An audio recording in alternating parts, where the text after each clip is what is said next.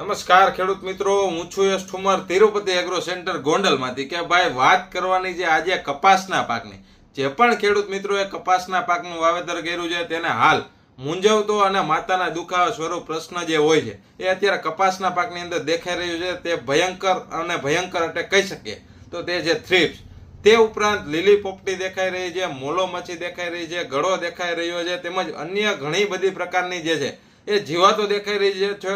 તો ઘણા બધા ખેડૂત મિત્રો એવા પ્રશ્નમાં છે કે ભાઈ આ બધાની કઈ દવાઓ એવી ભેગી કરીને છાંટી કે આ બધાનું નિયંત્રણ થાય.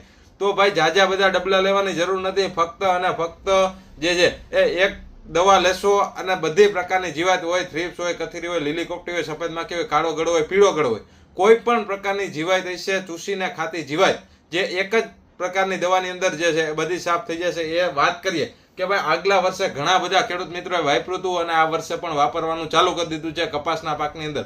તો તે છે ટોલફેરા. ટેકનિકલની વાત કરીએ તો કે ભાઈ ટોલફેન પાયરાઇટ ઝેર આવે છે 15% ઇસી ફોર્મ્યુલેશનની અંદર, જે સહારા ઇન્ટરનેશનલ કંપનીનું જે આ ટોલફેરા આવે છે તેને જે મરદ મૂસાડો 2 કુવાડી વાળો ઓરિજિનલની નિશાની જોઈ અને તમે ખરીદી કરજો. પ્રતિ પંપ 40 થી 45 50 ml જેવો તમારે એટેક છે એ પ્રમાણે ડોઝ રાખી અને ઘાટો છંટકાવ કરશો તો ખૂબ સારું પરિણામ તમને મળશે. જો તમારી આજુબાજુમાં ઉપલબ્ધ હોય તો ત્યાંથી તમારે લઈ અને કપાસની અંદર ઘાટું કરી અને કચકચાવીને છાંટી દેવાનું છે.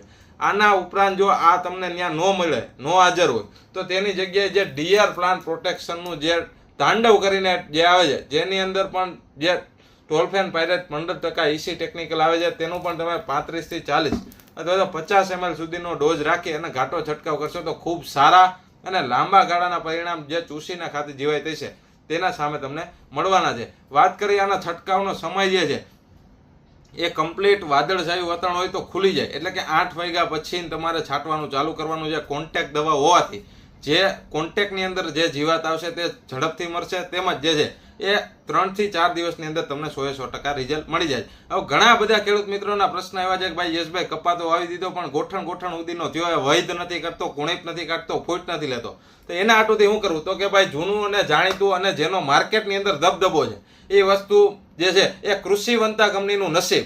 પ્રતિ પંપ 40 ml નું માપ રાખી ટોલફેરા અથવા તાંડવ સાથે જો નાખી અને મારશો તો થ્રિપ્સ કથીરીનો તો નાશ થશે. એક જ દવાની અંદર તમામ કામ તો આમાં થશે જ, પરંતુ આના અંદર પણ ખૂબ સારા પરિણામ.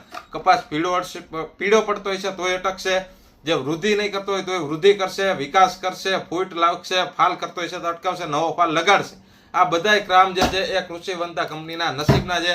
તો આજે જ તમારા નજીકના એગ્રોમાંથી જઈ અને આ બંને દવાની ખરીદી કરી અને જે છે એ તમારા કપાસની પાકની અંદર છંટકાવ કરો અને સારામાં સારું જે છે